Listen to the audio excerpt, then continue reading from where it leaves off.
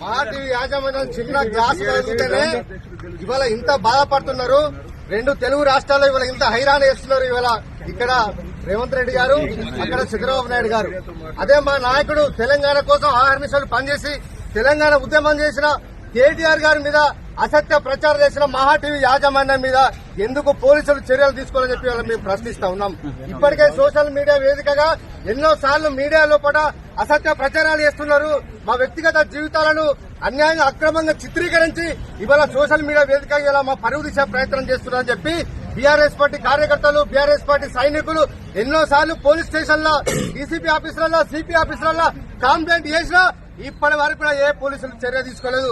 అలాంటి ఒక మహా టీవీ యాజమాన్యం కేటీఆర్ గారి పైన వ్యక్తిగతంగా అసత్య ఆరోపణలతోని వాళ్ళ కుటుంబం మీద వ్యక్తిగతంగా వారి మీద పరువు దిశ కార్యక్రమం చేస్తే ఈ రాష్ట్ర ప్రజలు ఇది గమనించాలని చెప్పి కోరుతా ఉన్నా. ఎవరికైనా తల్లులుంటారు, చెల్లెలుంటారు, బిడ్డలుంటారు. రేపు మీ పిల్లలు కూడా ఇక్కడే ఉంటది. అలాంటి వాళ్ళ వ్యక్తిగత జీవితాన్ని ఈ రకంగా సోషల్ మీడియాలో పెడితే మీరు సమర్థిస్తారా? ఒకసారి ఆలోచన చేయాలని చెప్పి తెలంగాణ ప్రజానికాన్ని ఇవాళ కోరుతా ఉన్నా. ఇవాళ ఒక section of Andhra media, Seemandhra media పనిగట్టుకొని ఆనాడు ఉద్యమంలో అయితే ఏ విధంగానైతే వ్యతిరేకంగా విష ప్రచారం చేసిరో ఇవాళ తెలంగాణ రాష్ట్రంలో కూడా బీఆర్ఎస్ పార్టీని బదనం చేయడానికి, కేసీఆర్ గారి కుటుంబాన్ని బదనం చేయడానికి వ్యక్తిగతంగా టార్గెట్ చేస్తూ ఈ రకంగా చేయడాన్ని మేము జీర్ణించుకోలేకనే ఇవాళ మహా టీవీ యాజమాన్యాన్ని ప్రశ్నిస్తామని పేరం, నిరసన తెలుపుతామని పేరం. ఇవాళ దానికి ఆడ జరిగిన సంఘటనకు ఇవాళ ఈ రకంగా చేయడం మేము తీవ్రంగా ఖండిస్తున్నాం.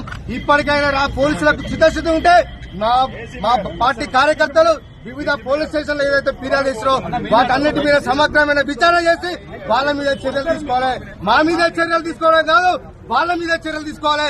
ప్రజాస్వామ్యాన్ని కాపాడాలనే ఉద్దేశం కనుక ఈ రాష్ట్ర పోలీసులకు ఉంటే నిష్పక్షపాతంగా విచారణ చేస్తామనే ఉద్దేశం ఈ పోలీసులకు ఉంటే వాళ్ళ మీద చర్యలు తీసుకోవాలని చెప్పి మేము డిమాండ్ చేస్తా ఉన్నా.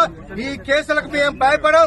మా నాయకుని మీద, కేటీఆర్ గారి మీద చిల్లర మల్ల స్టేట్మెంట్ ఇస్తే చిల్లర మల్లగా సోషల్ మీడియా చిత్రీకరించి పెడితే ఇప్పుడు కాదు ఎప్పుడు కూడా మేము ఉపేక్షని చెప్పి సందర్భంగా హెచ్చరిస్తా ఉన్నాం.